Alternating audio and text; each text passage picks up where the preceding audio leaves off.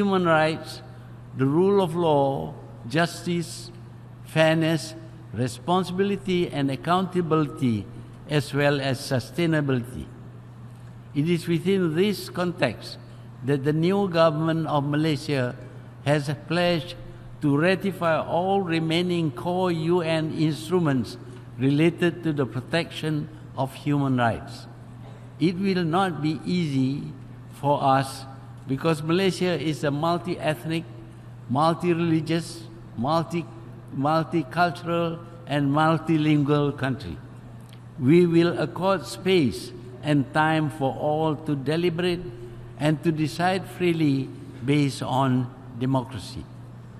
Madam President, when I last spoke here in 2003, I lamented how the world had lost its way. I bemoaned the fact that small countries continued to be at the mercy of the powerful. I argued the need for the developing world to push for reform, to enhance capacity building and diversify the economy. We need to maintain control of our own destinies.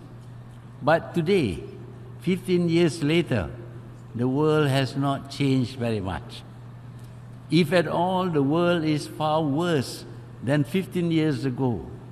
Today, the world is in a state of turmoil, economically, socially, and politically. There is a trade war going on between the two most powerful nations, and the rest of the world is feeling the pain. Socially, new values undermine the stability of nations and their people.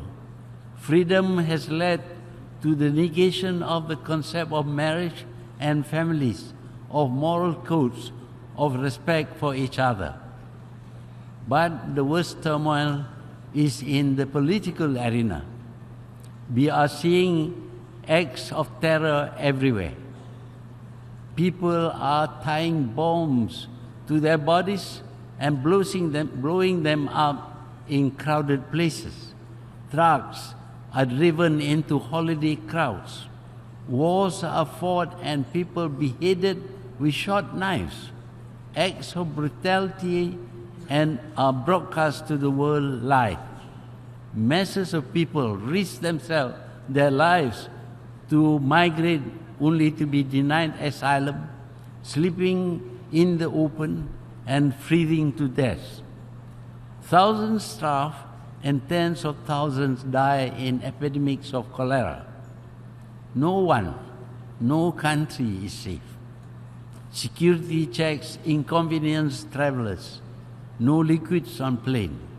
The slightest suspicion leads to detention and unpleasant questioning.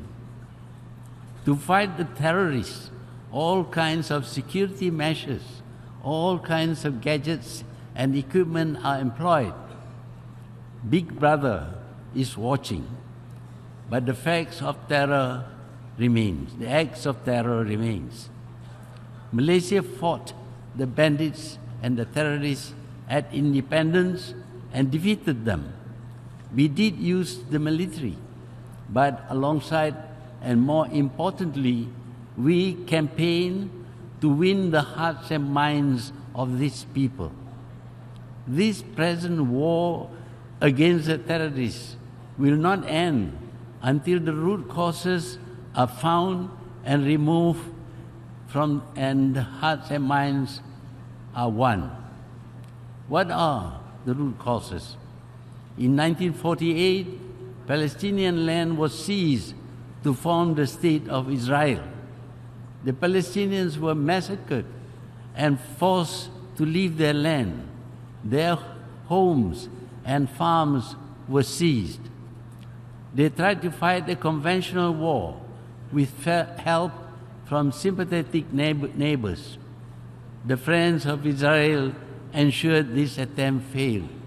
More Palestinian land was seized, and Israeli settlements were built on more and more Palestinian land, And the Palestinians themselves are denied access to these settlements built on their land.